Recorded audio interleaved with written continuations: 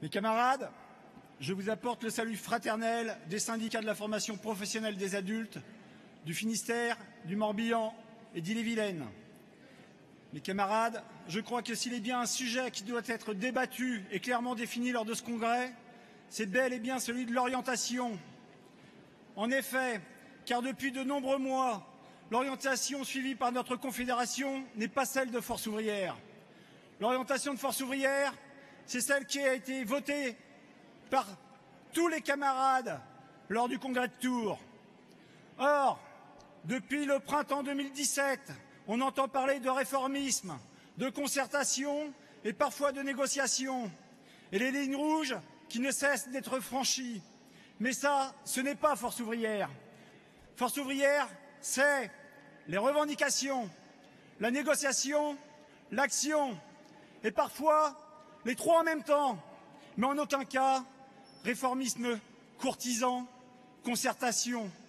Pire, accompagnement de la régression sociale. Force ouvrière, c'est en toutes circonstances l'unité sur la base de revendications claires et sur la mise en œuvre du mandat. Force ouvrière, c'est la charte d'Amiens. Unité et résistance, c'est ça la vraie force ouvrière.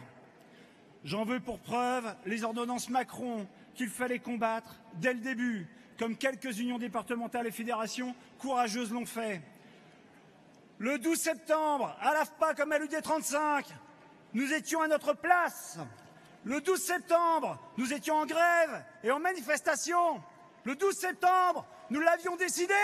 Le 12 septembre, c'était le mandat. Et nous l'avons respecté.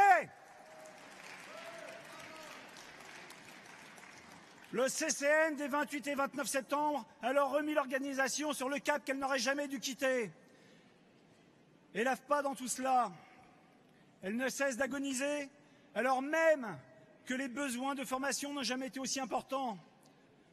Pourquoi alors autant d'acharnement à tuer cette institution dont il n'est plus à prouver son efficacité? Parce que l'AFPA, c'est le symbole des droits collectifs, c'est le symbole du paritarisme, droit à la qualification qui seul garantit un vrai salaire. La formation professionnelle qualifiante, ce n'est pas 350 heures ou 500 €, et ça ne l'a jamais été. Alors, quelle ne fut pas notre stupeur en apprenant la décision de notre propre confédération de signer l'ANI sur la formation professionnelle, qui scelle la disparition du CIF, et pourtant contraire à tous les mandats issus du congrès de Tours et de la FNEC-FP et d'un courrier d'Hubert Raguin, son secrétaire. Comment gagner les élections et développer l'organisation à l'AFPA après cela?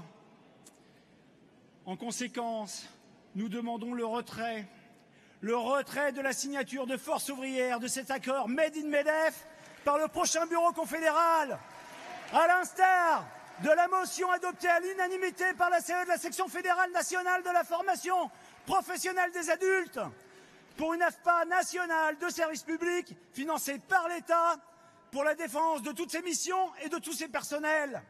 Vous comprendrez bien évidemment que nous voterons contre le rapport d'activité et nous abstiendrons sur le rapport de trésorerie. Nous espérons que ce congrès débouchera sur la seule orientation qui puisse être la nôtre. Appel à la grève générale, interprofessionnelle, publique, privée et reconductible pour reconquérir l'ensemble des droits que nous avons perdus, notamment avec la loi travail et les ordonnances Macron, et conquérir tous les autres, et ce, dès maintenant. Nous apportons également tout notre soutien aux camarades cheminots. Vive la section fédérale nationale de la formation professionnelle des adultes, vive la FNEC-FP, vive la Confédération générale du travail Force ouvrière, libre et indépendante. Merci mes camarades.